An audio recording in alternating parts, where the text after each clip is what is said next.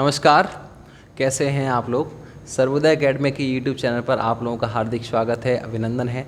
उम्मीद करता हूं बहुत अच्छे होंगे और इस कोरोना महामारी में अपना और अपने परिवार का बहुत ही ध्यान रख रहे होंगे। घर से बाहर बिल्कुल मत निकलिए, घर से बाहर निकलना है तो मास्क पहन कर ही घर से बाहर निकलें, ये आप लोगों के लिए मेरी एडवाइस है, ठीक है। चलिए आगे बढ़ते हैं। तो जैसा कि हम पिछली क्लास में देख रहे थे कि थोड़ा अचानक से जो है क्लास जो बीच में कट हो गई थी, आज हम इसके आगे के क्वेश्चन को सॉल्व करते हैं जो हमने लास्ट क्लास में किया। जिन स्टूडेंट ने वो नहीं देखा है तो वो जो है वो देख लीजिए, ठीक है। अगली क्लास की ओर बढ़ते हैं, आगे जहाँ हमने क्वेश्चन छोड़े थे वहीं से ही आगे हम जो है आप लोगों के लिए कराएंगे, ठीक है। आइए तो देखिए ज़रा क्वेश्चन की ओर क्या कह रहा है ये क्वेश्चन, फटाफट से पढ़ें और जो लोग पहले कर चुके हैं उस क्वेश्चन को करने की कोशिश करें। देखते हैं कि आप लोग इसको कर पाएंगे या नहीं कर पाएंगे।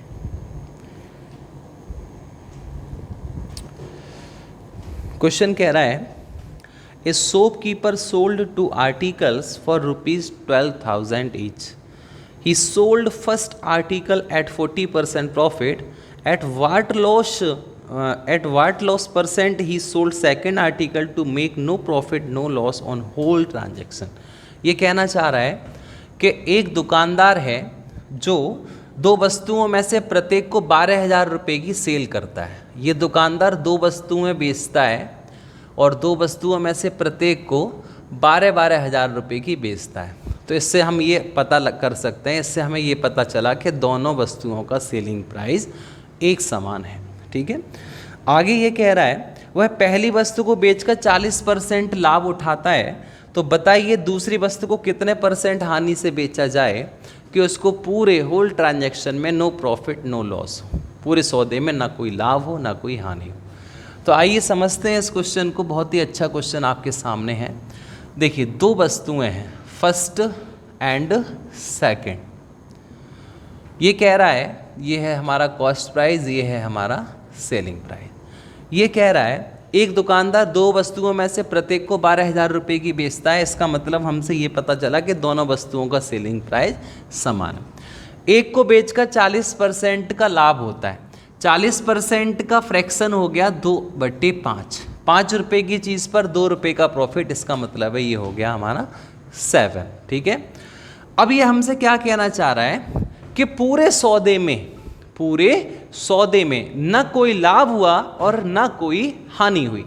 क्वेश्चन मात्र 10 सेकंड का है मैक्सिमम, उससे कम समय में भी आप कर सकते हैं अगर आपकी करने की स्पीड बहुत ही बढ़िया है, लाजवाब है। तो सिर्फ दिमाग कर लगाना है, आपको ऑब्जर्वेशन करना है, ज़्यादा पेन नहीं चलाना है। ये चीज़ कुछ भी लिखने की ज़रूरत नहीं है, सीधा सीधा देखो। 5 रुपये की चीज़ पर 2 रुपये का लाभ, 7 रुपया। अब ये कह रहा है दोनों वस्तुओं का सेलिंग प्राइस समान है, इसका मतलब है ये भी 7 रुपया बैठेगा, है ना। अब देखिए हमें पता है जब दोनों वस्तुओं का सेलिंग प्राइस 7-7 रुपये है तो टोटल दोनों का सेलिंग प्राइस कितना हो गया, 14 रुपये। इतना भी आप समझ गए। क्वेश्चन में एक और बात कही गई है कि पूरे सौदे में ना कोई लाभ हुआ है ना कोई हानि हुई है, इसका मतलब है 14 ही रुपया कॉस्ट प्राइस भी होगा। ये भी आप समझ गए। अब हमें पता है इस 14 में 5 रुपये ये वाले शामिल हैं, तो फिर बाकी के जो कम पड़ रहे हैं वो 9 रुपये ये वाले होंगे। क्यों भाई, आगे बात समझ में, ठीक है। अब बताओ 9 रुपये की चीज़ को 7 में बेचना है, इसका मतलब है कि 2 रुपये की हानि से बेचा 9 रुपये की चीज़ को इंटू 100। यहाँ से हम अपना उत्तर लेंगे तो 22/2/9% हमारा आंसर आ जाएगा। बताओ भाई, समझ में आया बढ़िया से। फिर दोबारा समझो, 40% के लाभ से एक व्यक्ति एक वस्तु को बेचता है, मतलब 5 रुपये की चीज़ को ये 7 रुपये में सेल कर देता है।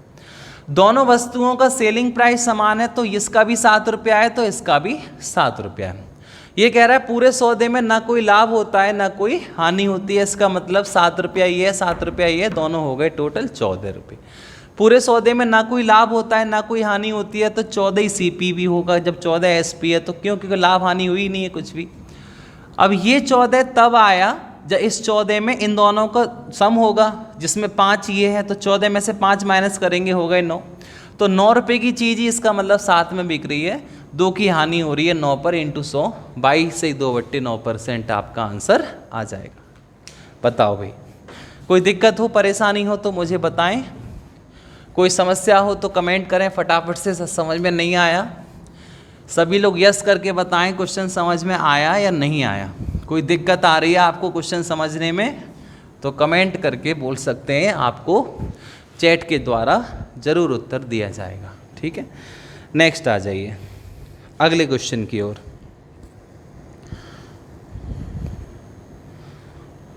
ये वाला क्वेश्चन समझिए। Selling price of 2 articles of each in ₹840।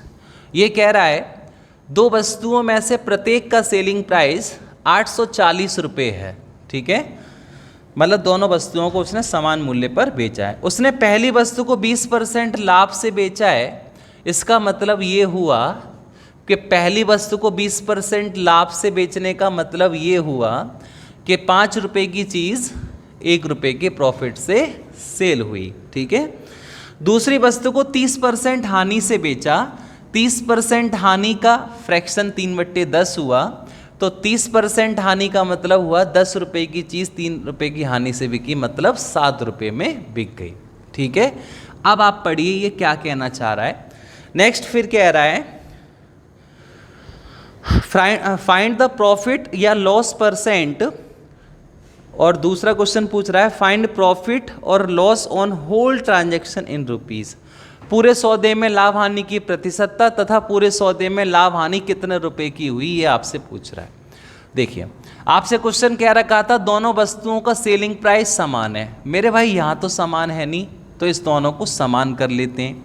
समान करने के लिए यहाँ पे 7 का मल्टीप्लाई कर लो और यहाँ पे 6 का मल्टीप्लाई कर लो। आगे बढ़ते हैं। 7 पंजे 35, 7 छिंग 42, 6 धाई 60, 6 सत्ते 42। जब हमारा ये हो गया समान, अब हम यहाँ से ये देख सकते हैं कि हमारा टोटल जो कॉस्ट प्राइस का सम हो गया वो हमारा हो गया 95 एंड सेलिंग प्राइस का जो सम हो गया वो हो गया हमारा 84।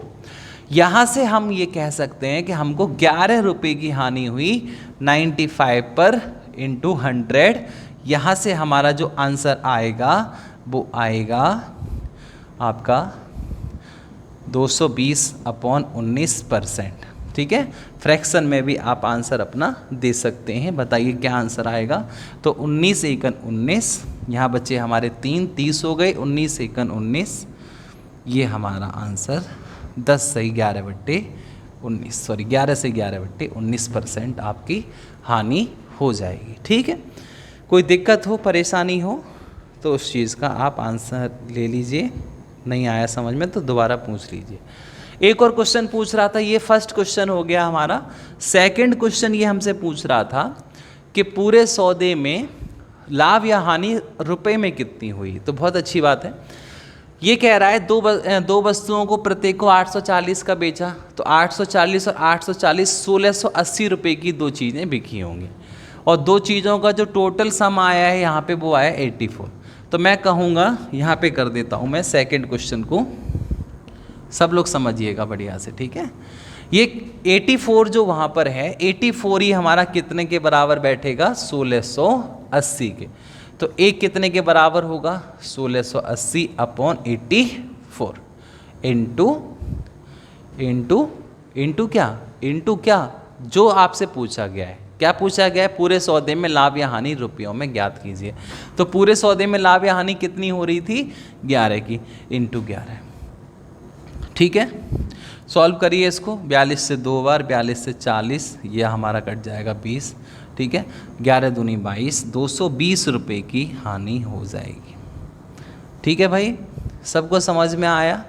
एक बार कमेंट करिए फटाफट से, सब समझ पा रहे हैं, कोई दिक्कत तो नहीं हो रही है किसी को। ये क्वेश्चन वैसे मैंने लास्ट क्लास में करा दिया था आपको। ठीक है, तो आप लोगों को ये क्वेश्चन करना चाहिए था। अगर जिस पे नहीं हुआ वो एक बार लास्ट क्लास वाला भी, पिछली से पिछली क्लास वाला भी कॉन्सेप्ट देख सकते हैं। कोई दिक्कत हो बताइए, पूछिए। सबको समझ में आ रहा है, बहुत अच्छी बात है। देखिए नेक्स्ट आगे बढ़ते हैं अगले क्वेश्चन की ओर।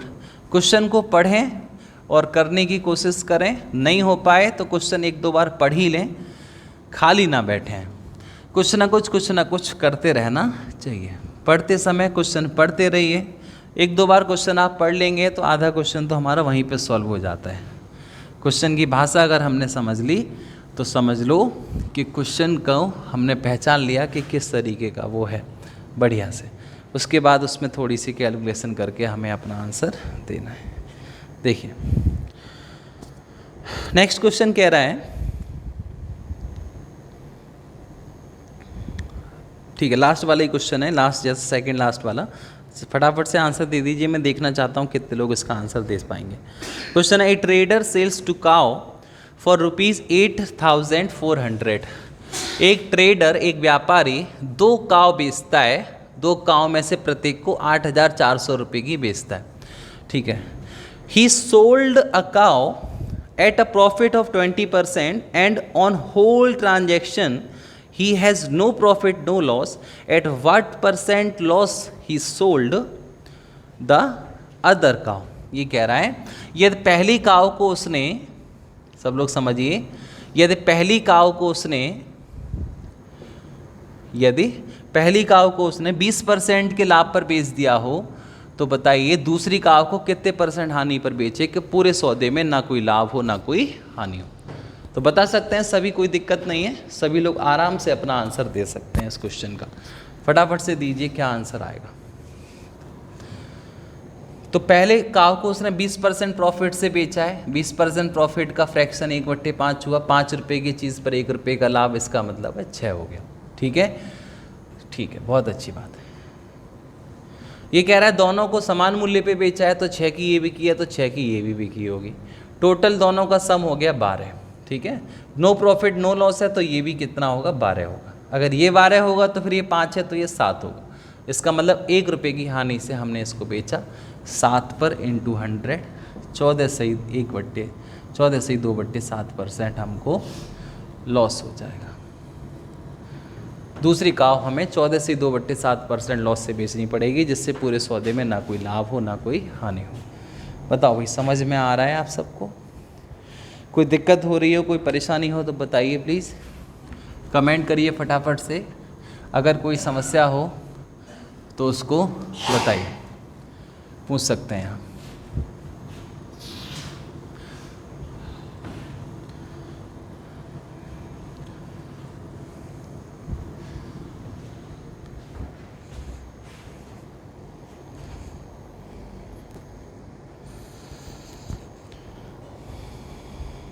नेक्स्ट क्वेश्चन देखें।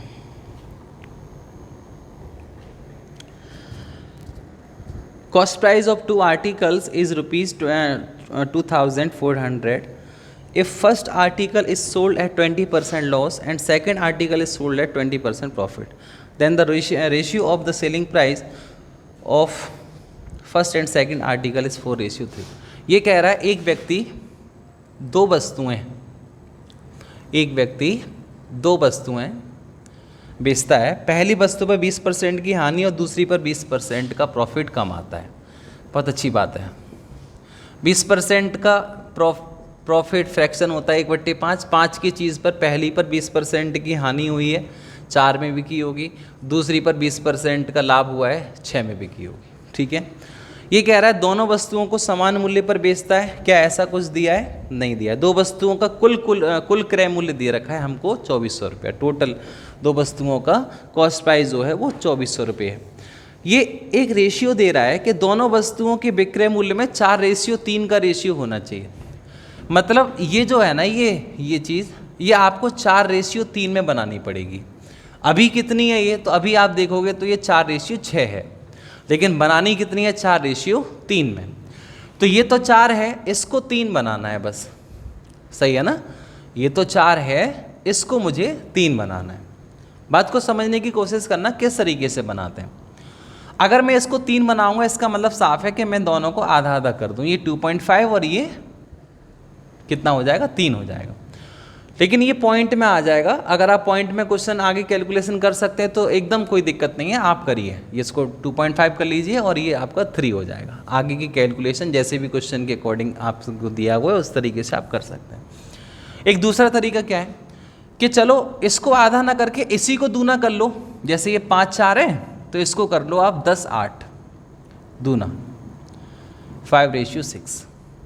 अब आप देखो दोनों को 8 और 6 का रेशियो बनाओगे, 8 और 6 का, तो 4:3 ही तो बैठेगा। देखो 2 से ये 4 बार डिवाइड हो जाएगा, 2 से ये 3 बार डिवाइड हो जाएगा। तो आगे कह रहा था ये इसका कुल क्रय मूल्य 2400 रुपये है। बताओ 10 रुपये ये 5 रुपये ये, कुल क्रय मूल्य कितना हुआ 15, 8 रुपये ये 6 रुपये, कुल सेलिंग प्राइस कितना हो गया 14। तो ये जो 15 है वो हमारा कितने के बराबर दे रखा है 2400 रुपये के। तो एक बराबर कितने के बैठेगा, 15 से डिवाइड दे दो तो ये हमारा हो जाएगा 160। एक बराबर 160 है तो पहली वस्तु का क्रय मूल्य बताइए, 10 का मान पूछा है, तो इसका मतलब हमारा आंसर आ जाएगा 1600 रुपया। तो इस तरीके से हम अपने क्वेश्चन को सॉल्व कर लेंगे। बताओ भाई ये क्वेश्चन समझ पा रहे हैं आप लोग या नहीं समझ पा रहे हैं? फटाफट से मुझे आंसर दीजिए, क्या आप ये क्वेश्चन कर लेंगे या नहीं कर लेंगे? कर लेंगे ना? कोई दिक्कत हो पूछो। पहली वस्तु का क्रय मूल्य पूछा है 1600, दूसरी का पूछे तो इस 160 का मल्टीप्लाई 5 में कर देना, आंसर आपका आ जाएगा। ठीक है, नेक्स्ट बढ़ते हैं अगले क्वेश्चन की ओर। देखिए नेक्स्ट क्वेश्चन बहुत आसान क्वेश्चन है, फटाफट से क्वेश्चन करने की कोशिश करें, ये पढ़ें फटाफट से और आंसर दें।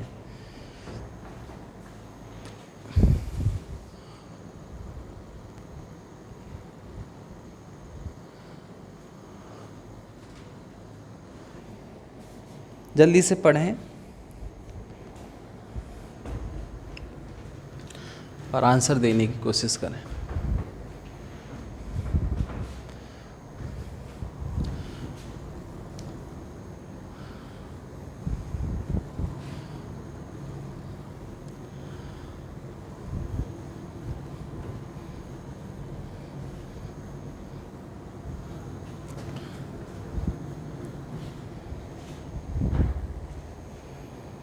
क्वेश्चन है cost price of 2 article is same after selling first article at 20% profit and selling at 10% loss, the overall profit percent would B.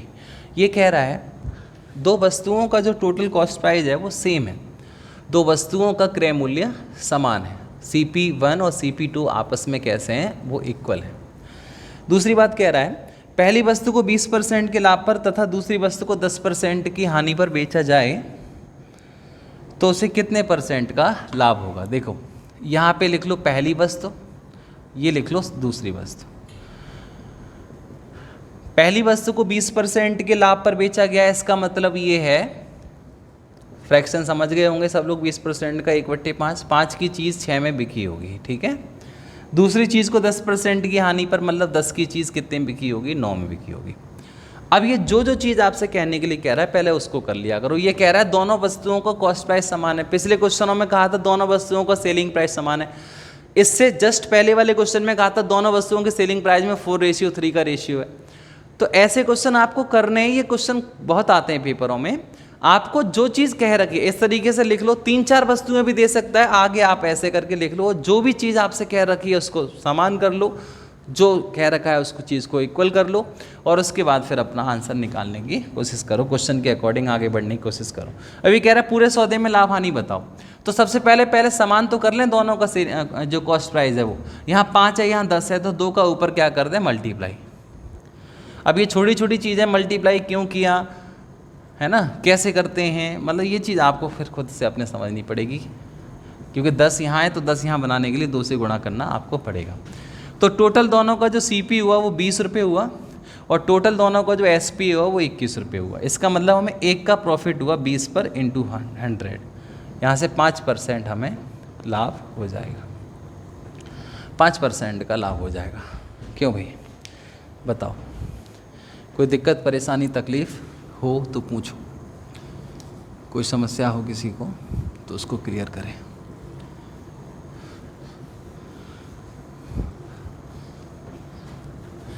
समझ में आ रहा है? कोई प्रॉब्लम हो तो पूछ सकते हैं।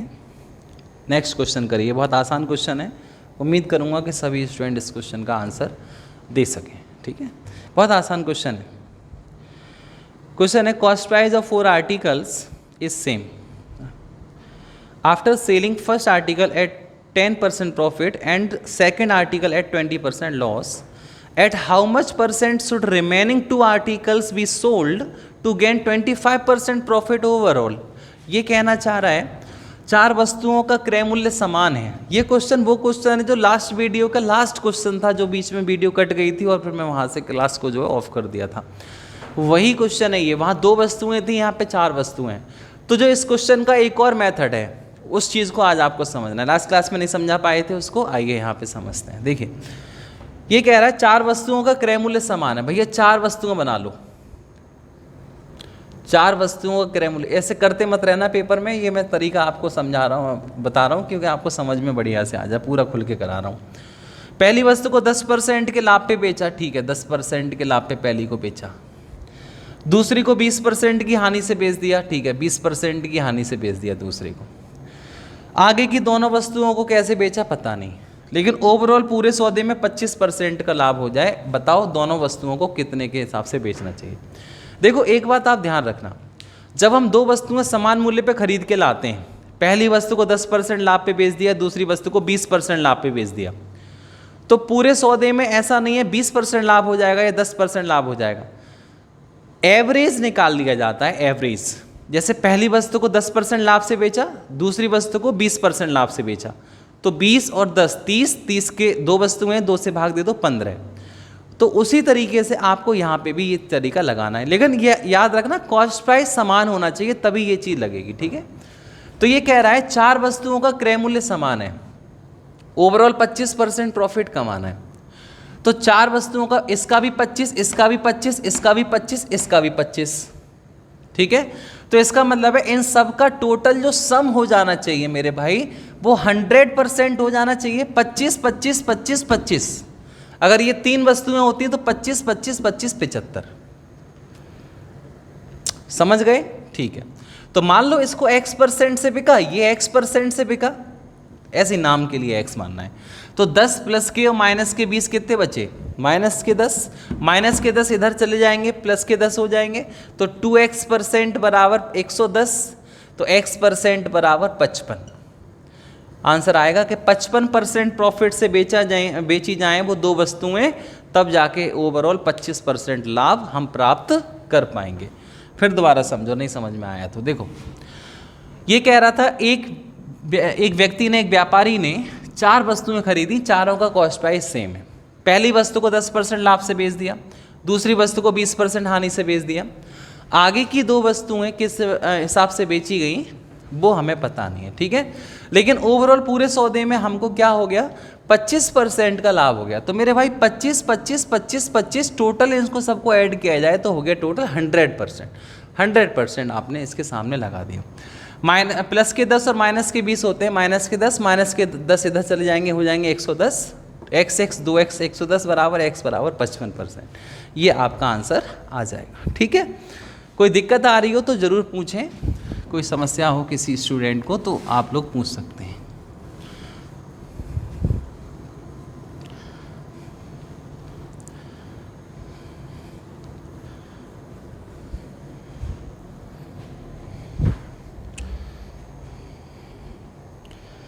ठीक है, नेक्स्ट सेम क्वेश्चन इसी तरीके का है, अगला करने की कोशिश करिए।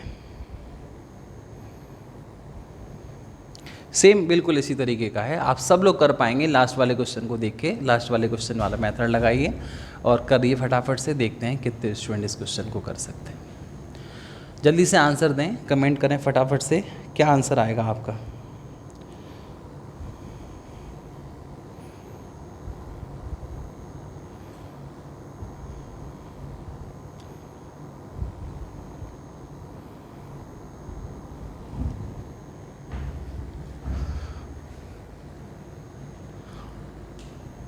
जल्दी से कमेंट करिए क्या आंसर आएगा।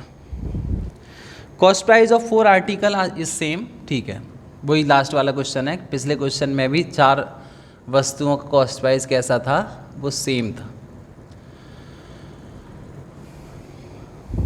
ठीक है। एक वस्तु को 5% के लाभ पर एवं दूसरी को 12% के लाभ पर बेचा जाता है। एक वस्तु को 5% के लाभ पर, ठीक है, 5% के लाभ पर बिकी एक वस्तु, दूसरी को 12% के लाभ पर 12% के लाभ पर बिक गई। शेष दो वस्तुओं का पता नहीं, मान लो x%, आप प्लस लेके चला करो, बाद में अगर माइनस की वैल्यू आ रही है तो समझ जाना हानि हो रही है। पूरे सौदे में 10% लाभ हुआ, 10 10 10 10, 4 वस्तुएं 40% हो जाना चाहिए टोटल। +5 और +12 हो गए 17, 17 उधर घटा दो क्योंकि इधर प्लस के उधर जाके माइनस के हो जाएंगे, तो 2x बराबर हो जाएगा 23, तो x बराबर हो जाएगा हमारा 11.5%। ठीक है, कोई दिक्कत हो बताओ।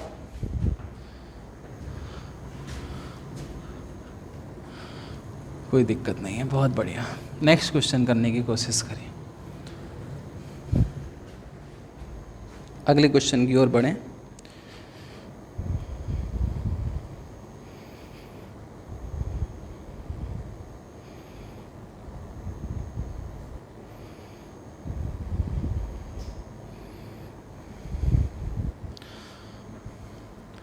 क्वेश्चन को पढ़िए, जो स्टूडेंट कर सकते हैं करें, जो नहीं कर पाएँ वो क्वेश्चन को पढ़ लें 1-2 बार, क्या कहना चाह रहा है क्वेश्चन। अच्छे से पढ़ाई करिए ढंग से, और कोई अगर समस्या आए तो उसको आप बताया करें, ठीक है। मेहनत करें, जो भी आप आगे भर्तियाँ आने वाली हैं उसमें भर्ती में आप लोग अच्छे से तैयारी करें। और एक और चीज़ मैं आपको बताने वाला था, बहुत सारे स्टूडेंट अभी पीईटी का फॉर्म नहीं भरे हैं, मैं आपको बताना चाहूँगा कि जो सब लोग पीईटी का फॉर्म ज़रूर भर दें। यूपी SSS की ओर से एक नई योजना आई हुई है, आप सब लोगों को पता होगा इसके बारे में, यूपी SSS, ठीक है। इन्होंने क्या किया है, इन्होंने एक एग्ज़ाम कराया है, ठीक है। उस एग्ज़ाम का नोटिफिकेशन आ चुका है, फॉर्म ऑनलाइन हो रहे हैं, जो है कुछ दिन अभी और बचे हुए हैं, अभी तो जो है फॉर्म आप डाल दीजिए फटाफट से, ठीक है। इस एग्ज़ाम के थ्रू क्या होगा, ये एग्ज़ाम सिर्फ अभी तक एक क्वालिफाइंग एग्ज़ाम है, ये एक प्रीलिम्स एग्ज़ाम है, ठीक है। ये है पीईटी, प्रीलिम्स एलिजिबिलिटी टेस्ट, ठीक है।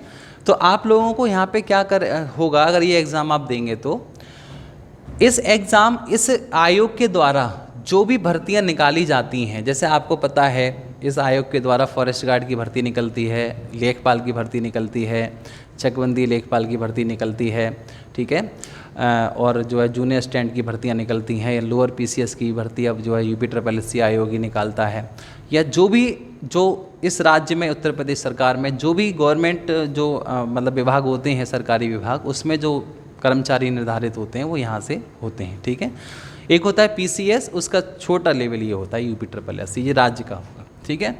अब इसमें क्या होगा कि आपको सबसे पहले एक एग्ज़ाम करा लिया जाएगा। इस एग्ज़ाम का सिलेबस आ चुका है, सभी लोग आप जो है जाके डाउनलोड कर लें। सब लोग आप लोग जानते हैं, sarkariresult.com पे चले जाइए, वहाँ से आप लोग इसका सिलेबस डाउनलोड कर सकते हैं। ये एग्ज़ाम क्या करेगा, देखिए, अगर आप इस एग्ज़ाम में बैठेंगे, अगर आपने जो भी नंबर का पेपर है उसमें आप नंबर अच्छे से अच्छे लाने की पहले तो कोशिश करें। अभी कोई निर्धारित हालांकि नहीं हुआ है कि कोई कट ऑफ यहाँ से बनेगी, ठीक है, लेकिन फिर भी आप कोशिश करें कि ज़्यादा से ज़्यादा नंबर यहाँ से ला सकें। जो भी यहाँ से भर्ती निकलेगी इस आयोग के द्वारा, जैसे मान लो एक एग्जाम्पल के लिए मान लेते हैं कि लेखपाल की भर्ती आई, तो लेखपाल की भर्ती के लिए एक एग्ज़ाम ये पीईटी वाला होगा, ठीक है, जो होगा अभी कुछ दिनों के बाद, जो अभी फॉर्म ऑनलाइन चल रहे हैं आपके, ठीक है।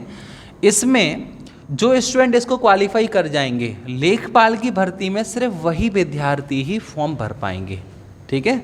अब ये आयोग की मर्जी है, वैसे तो जहाँ तक है अभी कोई निर्धारित नहीं है कि इसकी कट ऑफ से ही आगे नौकरियाँ मिल जाएंगी। आयोग की ये मर्जी रहेगी कि वो दूसरा और पेपर कराएं या ना कराएं। जैसे मान लो आपको पता है कि अगले साल चुनाव है, तो हो सकता है गवर्नमेंट इसी की कोई कट ऑफ निर्धारित करके नौकरी दे दे, लेकिन ऐसा होगा नहीं। वैसे कोई जैसे और कोई भर्ती निकलती है तो उस चीज़ में ऐसा हो सकता है, अभी मैं बताऊंगा, आगे सुनते रहिए आप। देखिए तो होगा क्या कि जैसे लेखपाल की भर्ती आई तो एक ये कट ऑफ निर्धारित कर देंगे कि जिन स्टूडेंट ने पीईटी वाला एग्ज़ाम क्वालिफाई किया था वो स्टूडेंट इस लेखपाल की भर्ती में फॉर्म भर सकते हैं, और हम एक पेपर कराएंगे, उस पेपर की कट ऑफ के थ्रू आपको नौकरी दे देंगे, ठीक है। ये लोअर पीसीएस की भर्ती आई तो जो प्री के एग्ज़ाम आप बहुत सारे हर एक भर्ती के अलग अलग देते हो, वो आपको नहीं देने हैं, ठीक है। वो आपको सिर्फ एक ही बार यही वाला पेपर देना है। तो सारी भर्तियों के जो प्री के पहले पेपर, ऐसे मान लो 1-2 पेपर होते हैं, तो पहला पेपर आपने सब जितनी भी भर्ती निकालेगा ये आयोग उसका दे दिया। अब आगे आपको दूसरे पेपर की तैयारी करनी है, ठीक है। अब इससे होगा क्या, उस चीज़ को समझिए। देखिए लाभ क्या क्या है। अब जैसे आपको भी पता है कि ये आयोग काफ़ी भर्तियां निकालता है। जब भर्ती निकलती है तो हर एक स्टूडेंट हर भर्ती में फॉर्म भी डालता है। फॉर्म भरने में अलग अलग खर्चा भी होता है, ठीक है। खर्चा खैर अभी भी उतना ही होगा, जैसे लेखपाल की भर्ती आएगी वहाँ भी ये फीस लेंगे और अभी भी चल रहा है वो लेंगे। लेकिन जो ये अलग अलग भर्तियों के लिए जैसे हम फॉर्म डालते हैं, तो अलग अलग भर्तियों के लिए फॉर्म डालकर हम जब पेपर देने जाते हैं तो वहाँ पे भी हम खर्चा हमारा जो है होता है। अब होगा क्या कि आपको सिर्फ एक ही एग्ज़ाम की तरफ फोकस करना है और एक ही बार ही अपना पेपर देने जाना है। तो जो भी खर्चा होना है जो बहुत सारे एग्ज़ामों में, वो एक ही बार में हो जाएगा पहले एग्ज़ाम के लिए। अब जो दूसरे एग्ज़ाम के लिए खर्चा होगा वो अलग होगा। अब इसमें वो वाले स्टूडेंट का खर्चा नहीं होगा जो पीईटी वाला एग्ज़ाम निकाल ही नहीं पाए या फिर बिल्कुल नए नए स्टूडेंट हैं। जैसे कोई विद्यार्थी जब नया पढ़ने आता है तो वो भी फॉर्म डालता है इसमें, और जो पुराने होते हैं वही फॉर्म डालते हैं। पुराने होते हैं तो उनके सिलेक्शन होने के चांसेस ज़्यादा होते हैं, तो वो फॉर्म डालें, अच्छी बात है। लेकिन नए वाले विद्यार्थी सिर्फ एक अनुभव लेने जाता है उस टाइम पे, तो उस टाइम पे वो अनुभव पीटी से ही लेता रहे। बहुत सारे एग्जामों की फ़ीस दे के वहाँ पे चक्कर लगता है, जो ट्रांसपोर्टेशन का खर्चा हर पेपर के लिए आता है वो आपका वहाँ से बच जाएगा। तो ये चीज़ है कि पीटी वाला अभी नोटिफिकेशन चल रहा है, अभी जो है क्या कहते हैं फॉर्म ऑनलाइन हो रहे हैं, इसके फटाफट से फॉर्म आप लोग ऑनलाइन करा दीजिए। और क्या कहते हैं ये फॉर्म जरूर, अभी बहुत सारे स्टूडेंट से मैंने पूछा तो काफ़ी स्टूडेंट ने नहीं भरे हैं फॉर्म, वो जल्दी से जल्दी आप भर दें, फिर साइड फाइड बिजी हो जाती है, फिर आपके लिए समस्या हो। अच्छे से पढ़ाई करिए। एक और ज़रूरी बात जो मैं आपको बताने वाला था उसको भी आप लोग सुन लें। देखिए इस समय पे आपको भी पता है कि कोचिंग खुलने के ऑर्डर अभी नहीं आए, तो बहुत सारे स्टूडेंट अभी परेशान हैं, सर कोचिंग खोल लीजिए, कोचिंग खोल लीजिए। देखिए हम बिना कोई ऑर्डर की कोचिंग इस तरीके से नहीं खोल सकते, क्योंकि उससे फिर समस्याएं उत्पन्न होंगी, ठीक है। और आप लोगों को भी यही मैं एडवाइस करूंगा कि आप लोग अभी घर बैठिए और घर बैठ के अच्छे से तैयारी करिए। 2-4-5 स्टूडेंट बुलाकर यदि कोई ये पढ़ा भी रहा होगा अगर, तो उसका मतलब ये नहीं है कि वो एक सेंटर चला रहा है, ठीक है। वो अपने कोई पर्सनल स्टूडेंट हों या फिर किसी की मजबूरी हो, जैसे क्या कहते हैं कोई एग्ज़ाम आने वाला हो हाल फिलहाल में ही उनका, तो उनको वो अपने मतलब हो सकता है अपने शौक़ के लिए पढ़ा रहा हो कोई, तो उसको आप मत देखिए। जब पूरी तरह से सेंटर ओपन हो जाएंगे तो हमारा भी सेंटर ओपन हो जाएगा, ठीक है ना। आप लोग परेशान मत हों। लेकिन इस बीच एक और आपको सूचना मैं देना चाहूँगा, उसको भी आप लोग ध्यान से समझने की और सोचने की कोशिश करें। देखिए इस बीच हो क्या रहा है कि अभी सेंटर तो ऑफ हैं, तो बच्चा जो है इस टाइम पे इधर अलग अलग मतलब जो है कोचिंग पढ़ने के लिए अभी परेशान है। तो वो कर क्या रहा है, जैसे मान लो कोई टीचर जो सेंटर पे पढ़ा रहे थे पहले से, तो उन्होंने क्या किया है या बच्चों ने ही उनसे कहा होगा कि सर हमें पढ़ा दीजिए, मत पढ़ाइए। तो इस बीच में वो जो है अपने अलग अलग बढ़ चुके हैं, ठीक है। देखिए एक बात आप अच्छे से समझते हैं कि जहाँ पर हम अगर किसी इंस्टीट्यूट में पढ़ने जाते हैं तो वहाँ पर क्या होता है, हम जितनी फ़ीस में जो चीज़ हम प्राप्त कर लेते हैं उतनी ही फीस में अगर कोई स्पेशल टीचर आपको पढ़ा रहा है तो वो आपको उतनी चीज़ें नहीं दे सकता। आप अगर किसी इंस्टीट्यूट में पढ़ने जाते हैं, 4 सब्जेक्ट आते हैं, तो वहाँ 4 टीचर अलग अलग होते हैं उसको पढ़ाने के लिए। आप समझने की कोशिश करना मेरी बातों को। जब पढ़ाने के लिए 4 टीचर अलग अलग होते हैं तो फिर वो 4 टीचर ऐसे नहीं होते कि कोई भी किसी भी विषय का टीचर कोई भी विषय पढ़ा रहा है। वो उस विषय में अच्छा होगा पूरी तरह से, वही टीचर आपको उस इंस्टीट्यूट में पढ़ाएगा। मैं क्या देख रहा हूँ कि कुछ टीचर ऐसे भी हैं जो एक ही टीचर है और सारे विषय पढ़ा रहा है। मतलब ऐसा कौन सा उसे ब्रह्म ज्ञान प्राप्त हो गया है जो उससे जो मन में आए वो पढ़ लो और अपने आप को ज्ञानी कहते हैं, है ना। ऐसा हो सकता है, चलो कोई अगर एक आध हो भी, लेकिन आप उस पर आंखें बंद करके भरोसा मत करिए, ठीक है। कुछ ऐसी भी चीज़ें होती हैं, मैं तो एक इंस्टीट्यूट चला रहा हूँ तो मुझे तो पता है, टीचर 2-4 बच्चे 5 बच्चे अपने ऐसे जोड़ लेता है जिसके थ्रू वो मतलब जो है उनको काट कर किसी भी तरीके से उनका माइंड वॉश करके उनको फंसाए रखते हैं, ठीक है। सालें हो जाती हैं, 2-2 सालें हो जाती हैं, उनका कोई कोर्स ही ख़त्म नहीं होता। मेरे भाई अगर आप एक IAS की UPSC की अगर तैयारी करेंगे तो उसमें भी आप देखेंगे कि जो है क्या कहते हैं 1 साल 1.5 साल में अच्छे से अच्छा इंस्टीट्यूट मतलब जो है आपकी उसमें तैयारी करा देता है। तुम वनडे एग्ज़ाम के लिए 2-2 साल 1.5 साल अगर कोई एक सब्जेक्ट या 2-2 सब्जेक्ट ख़त्म कराने के लिए ले रहे हो तो ये आपका टाइम ख़राब नहीं हुआ तो हुआ क्या। लेकिन स्टूडेंट को ऐसे माइंड वॉश किया जाता है कि पता नहीं कि हम मतलब वो टीचर कितना अच्छा है ना। दूसरे एक ऐसा भी चीज़ है कि जहाँ पे एक सेंटर पे 4-4 5-5 टीचर मिलकर आपको एक स्टूडेंट के लिए गाइड कर रहे हैं, वहाँ पर समझा रहे हैं।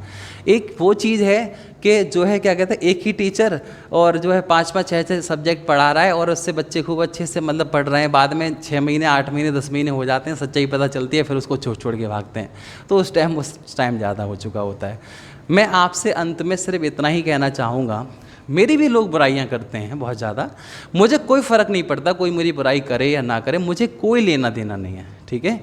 आप मुझसे प्रोफेशनली जुड़े हुए हैं, मेरी आप बुराई कर सकते हैं, आपको मैं गलत लगता हूं तो उससे मुझे कोई फ़र्क नहीं पड़ता, बस मेरे स्टूडेंट मेरी बुराई ना करें, ठीक। तो चलिए क्वेश्चन की ओर बढ़ते हैं और जो है आप लोग समझदार हैं, बाकी सभी लोग देखें। तो ये क्वेश्चन आपने ज़रूर पढ़ा होगा, कैसा है कैसा नहीं। क्वेश्चन है आपका,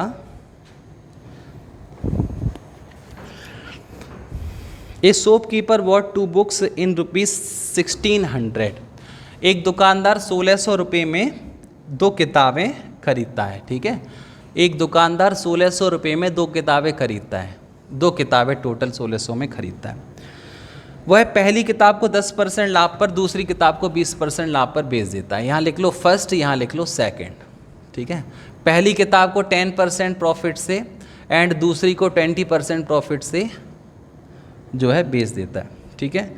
यदि पहली किताब 20% के लाभ पर और दूसरी किताब को 10% की हानि पर बेचता तो उससे 5 रुपये ज़्यादा जो पहले लाभ हुआ था ना, यहाँ पे भी कुछ ना कुछ लाभ हुआ, दोनों चीज़ लाभ से बिक रही हैं, तो जो यहाँ पे प्रॉफिट हुआ था उससे 5 रुपये ज़्यादा प्रॉफिट तब होता है जब इसको 20% लाभ पर और इसको 10% लाभ पर वो सेल कर देता है। मतलब जो भी प्रॉफिट होता है उस पर 5 रुपये ज़्यादा प्रॉफिट तब होता है। तो दोनों किताबों का क्रय मूल्य ज्ञात कीजिए, ठीक है। ये वाला क्वेश्चन आपसे पूछा गया। देखिए मेरे भाई, ये है किताब ए, ये है किताब बी, समझने की कोशिश करना, ये किताब ए, ये किताब बी। अगर मैं दोनों ही इक्वेशन को अच्छे से समझना, सभी लोग करने की कोशिश मत करना, आप सब लोग सामने देखें और जो है क्या कहते हैं बोर्ड की तरफ समझने की कोशिश करें। इन दोनों इक्वेशन का डिफरेंस लीजिए आप। ये प्लस के 10 हैं, ये प्लस के 20 हैं, ये प्लस के 10 हैं, तो यहाँ से देखा जाए तो ये प्लस के 10% यहाँ से आपका आएगा। डिफरेंस ले रहा हूँ, माइनस कर रहा हूँ, तो ऊपर वाली चीज़ को माइनस कर लें या नीचे वाली को, ऊपर नीचे वाली में से ऊपर वाली माइनस कर लो। देखो माइनस माइनस और ये भी माइनस, ठीक है, कोई दिक्कत नहीं है, बहुत अच्छे। प्लस के 20 में से माइनस के 10 गए, प्लस के 10%, प्लस के 10 में से माइनस के 20 गए, माइनस के 10%, और प्रॉफिट से प्रॉफिट कैंसिल, यहाँ से हो गया 5, ठीक है। 10% कॉमन ले लो यहाँ से, तो ये हो जाएगा a माइनस बी बराबर 5, तो यहाँ से आपका आएगा a माइनस बी बराबर 5/10 और इंटू 100 क्यों, परसेंट नीचे से हटेगी तो ऊपर इंटू कर देगी 100 का, तो यहाँ से हो जाएगा ये 50। अब आगे आइए, ये क्वेश्चन बड़ा दिख रहा है, अभी देखो मैं सॉर्ट करता हूँ थोड़ी देर में, आप लोग सब ध्यान से पहले समझिए। a माइनस बी 50 आ गया, दोनों वस्तुओं का अंतर 50 आ गया और दोनों किताबों का योगफल जो है टोटल आपको कितना दे रखा था, 1600 दे रखा था। दोनों को जोड़ो, b से b कैंसिल, 2a बराबर 1650 एंड a बराबर 825। फिर यहाँ से देखो b की वैल्यू 825 यहाँ रख के इधर माइनस कर दो, ठीक है, या भी यहाँ रख के इधर माइनस कर दो 1600 में से, तो ये कितने आ जाएंगे 775। यहाँ से हमारा ये आंसर आ जाएगा। अब देखो फिर से समझने की कोशिश करना है एक बार, मुझे पता है कुछ स्टूडेंट दिक्कत हो रही होगी अभी, एक बार समझने में फिर दोबारा समझना। देखो शॉर्ट में कैसे करना है इस क्वेश्चन को, पहले इसी को समझो फिर उसके बाद शॉर्ट वाला समझाता हूँ। देखो एक व्यक्ति एक किताब को 10% के लाभ पर बेचता है और दूसरी को 20% के लाभ पर बेचता है, तो उसको कुछ लाभ होता है। लेकिन यदि वो पहली किताब को 20% लाभ पर दूसरी को 10% लाभ पर बेचता है तो उसको पहले से 5 रुपये अधिक लाभ होता है, ठीक है। मतलब कभी भी ऐसा हुआ हो कि ये दोनों आपस में एक्सचेंज हो गए हों, इधर ये 10 ये 20, तो उधर पे दूसरी इक्वेशन में ये 20 वो 10, ठीक है। तो आप क्या करेंगे, यहीं पे समझ लेंगे इन दोनों का डिफरेंस कितना है, 10%। तो सीधा सीधा ये वाली लाइन बनाएंगे, ये इतना कुछ नहीं करेंगे आप पेपर में, ठीक है। ये वाली लाइन बनाएंगे 10% a माइनस बी बराबर 5, 10% a माइनस बी, ये 10% कहाँ से आए, दोनों के डिफरेंस से। 10% a माइनस बी बराबर 5, तो a माइनस बी बराबर 5/10 गुणा 100, मतलब 10% 5 है तो 100% 50 होगा। 10% 5 है तो 100% 50 होगा, 10 से भाग दे दो, 100 का गुणा कर दो। तो आपको कुल मिला के ये इक्वेशन रखनी है, a minus b a plus b दोनों जोड़ेंगे तो ये कट जाएगा, 1650 के आधे 825, फिर उठा के या फिर ऐसे ही समझ लो, एक बार दोनों को जोड़ के आधा कर दो, एक बार दोनों को घटा के आधा कर दो, तो आपके आंसर आ जाएंगे, ठीक है। समझ गए आप बढ़िया से? क्यों भाई, एक और क्वेश्चन ट्राई करो, अगर कर सकते हो तो नेक्स्ट।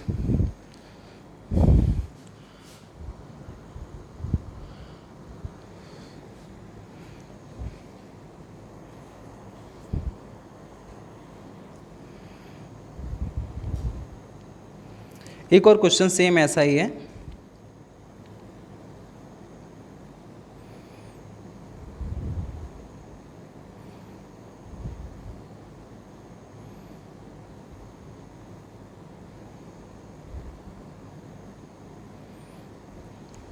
फटाफट से करिए। A person bought 2 bicycles for rupees 1600 and sold the first at 10% profit and the second at 20% profit. If he sold the first at 20% profit and second at 10% profit, ठीक है, he would get ₹5 more. Same बिल्कुल question हो गया है ये वाला, थोड़ा सा बस चेंज है, नहीं सेम ही है वैसे तो, दोनों का अंतर पूछा है, ये तो सेम क्वेश्चन है बिल्कुल। आप लोग फटाफट से आंसर दे सकते हैं इसका, ठीक है, जल्दी से आप लोग आंसर करिए। सेम क्वेश्चन है लास्ट वाला, इसको तो कर सकते हो। एक व्यक्ति 1600 रुपये में 2 साइकिल खरीदता है, ठीक है, होने दो, खरीदने दो। एक व्यक्ति 1600 रुपये में 2 साइकिल खरीदता है, एक साइकिल ए एक साइकिल बी, ये दोनों हो गए टोटल कितने के, 1600 के। फिर ये कह रहा है दोनों का डिफरेंस देख लो, 10% लाभ 20% लाभ, इधर 20% लाभ 10% लाभ। तो ये सीधा सीधा ये कहना चाहता है कि 10% दोनों का डिफरेंस 5 रुपये के बराबर है, तो a माइनस बी बराबर कितना आ जाएगा, 50। 10% 5 है तो 100% 50 हो जाएगा, ये आप लोग जानते हैं, ठीक है। और ये पूछना ही यही चाह रहा है और यही हमारा आंसर आ गया, ठीक है। अलग अलग नहीं पूछ रहा है दोनों को, सिर्फ इतना ही पूछना चाह रहा है कि दोनों जो पुस्तकें हैं उनका अंतर कितना होगा, ठीक है भाई। तो कर पाएंगे आप ऐसे, बताइए, ऐसे क्वेश्चन कर लेंगे, ठीक है। आप लोग इस प्रकार के क्वेश्चनों को सॉल्व करने की कोशिश करें, और जो है क्या कहते हैं, अगली क्लास में हम लोग मिलते हैं। याद रखना, अच्छे से पढ़ाई करिए, मेहनत करिए, जो समय है उसको यूटिलाइज़ करिए और अच्छे से आप लोग एक सफलता प्राप्त कर लीजिए। सरकारी नौकरी का जो सपना आपने देखा है वो ज़रूर आपका पूरा होगा, मैं ऐसी आपको जो है कामना करता हूँ, ठीक है। मिलते हैं आपसे नेक्स्ट वीडियो में, तब तक के लिए नमस्कार।